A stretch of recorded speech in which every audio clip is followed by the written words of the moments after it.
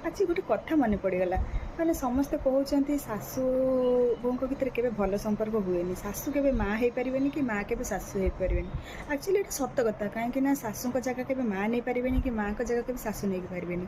କାହିଁକିନା ଆମେ ଯେତେବେଳେ ମାଆକୁ 10 ପଦ କଥା କହିଦେଉ, ମାଆ ଆମର ଏପଟ କାନରେ ପୁରେଇ ସେପଟ କାନରେ ଭାଗ କରିଦିଅନ୍ତି।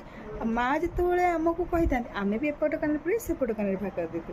କଥାରେ ନାହିଁ, ମାଆ ଗାଳି ଦାଣ୍ଡ ଧୋଇ।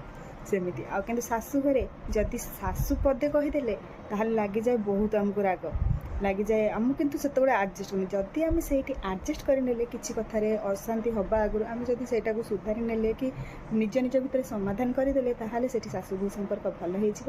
ଆଉ ଯେତେବେଳେ ବୋହୂ ପଦେ କହିଦେଲା, ଶାଶୁ ବି ସହିପାରନ୍ତିନି କି ମୋତେ ଏମିତି କହିଲା, ସେମିତି ଯଦି ଶାଶୁ ସେଠି ଆଡ଼ଜଷ୍ଟମେଣ୍ଟ କରିଦେଲେ କି ବୋହୂଟେ ରାଗିଛି, ସେ ଯଦି ସମାଧାନ ହେଇଗଲା, ସେଇଟା ବି ସବୁଠୁ ଭଲ। ଏମିତି ଜଣେ ଠିକ୍ ହେଲେ କେବେ ହେବନି, ସମ୍ପର୍କ ଗୋଟେ ଆଡ଼ୁ ଠିକ୍ ହୁଏନି। ଯଦି 2 ଜଣ ମିଶିବେ ତାହେଲେ ସମ୍ପର୍କ ପୁରା ପରଫେକ୍ଟ ହେଇଯିବ ଆଉ ଶାଶୁଙ୍କ ଭିତରେ ଭଲ ସମ୍ପର୍କ ଆସିବ। ଯଦି ଏଇ ଶାଶୁଙ୍କ ଭିତରେ ସମ୍ପର୍କ ଆଣିବା ପାଇଁ 2 ଜଣକୁ ଆଡ଼ଜଷ୍ଟମେଣ୍ଟ କରିବାକୁ ପଡ଼ିବ। ଆଉ ଜଣେ ଆଡ଼ଜଷ୍ଟମେଣ୍ଟ କଲେ ହେବନି, 2 ଜଣ ଯଦି ଆଡ଼ଜଷ୍ଟମେଣ୍ଟ କଲେ ନା, ତାହେଲେ ଶାଶୁ ସମ୍ପର୍କ ବହୁତ ଭଲ। ଆଉ ଯଦି ନହେଲା ତାହେଲେ ବହୁତ ଖରାପ। ଶାଶୁ ମା ଖରାପ, ଶାଶୁଙ୍କ ଆଗରେ ବୋହୂ ବି ଖରାପ।